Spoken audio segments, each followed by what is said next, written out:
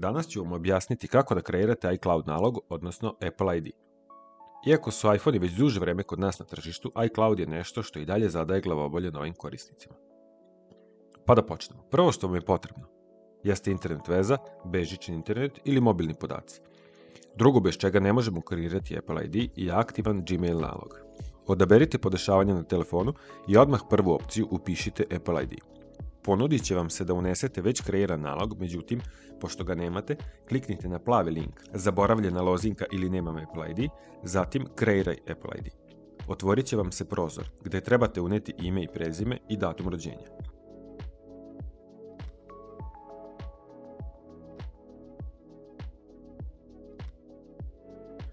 Zatim unosite svoju aktivnu mail adresu.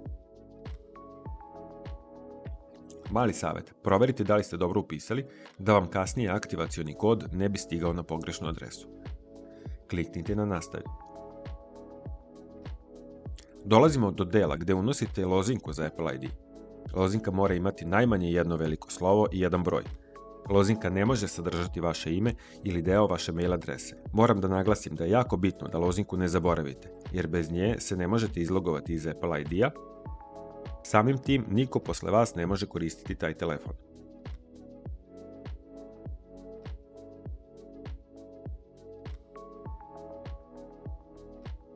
Sada morate uneti broj telefona i povezati ga sa iCloud nalogom.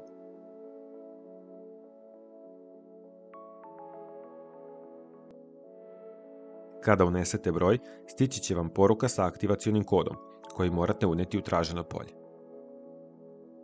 Složite se sa pravilima i uslovima korišćenja.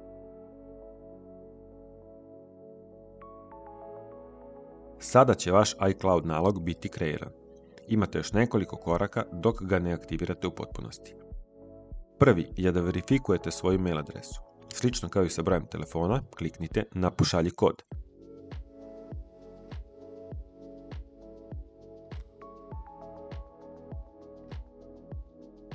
Stići će vam poruka od Apple-a i taj kod unosite u traženo polje.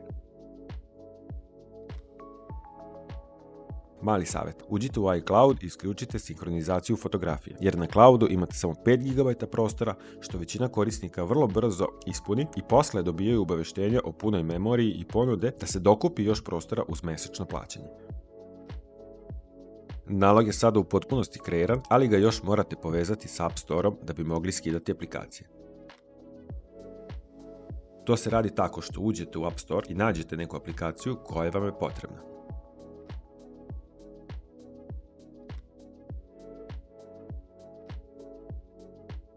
Pokušate da je skinete i odmah će vam tražiti da unesete Apple ID lozinku.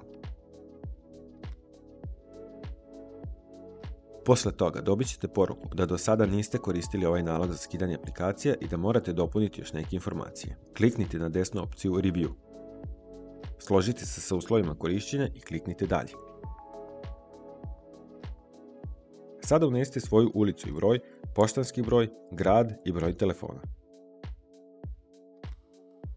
Poštanski broj i pozivni broj za Srbiju +381 moraju biti tačni, a ostale podatke, ako ne želite, ne morate upisati prave. Zatim kliknite na dalje gore desno. Dobit ćete potvrdu da je Apple ID kompletiran, kliknite na nastavi i možete nastaviti sa skidanjem aplikacija.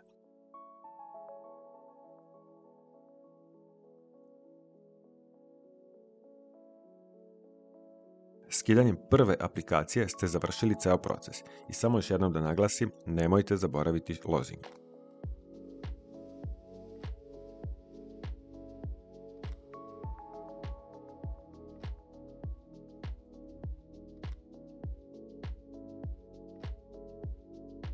Nekada će biti potrebno da se odjavite sa svog Apple ID-a kada budete prodavali telefon ili slično i to se radi tako što uđete u podešavanja, pa u Apple ID, zatim na opciju odjavi se. Unesete svoju lozinku i kliknete isključi. Apple će vam ponuditi da neki podaci ostanu na telefonu, međutim to nije potrebno i opet kliknite na opciju isključi.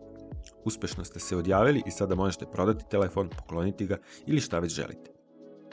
To bi bilo to. Ćao!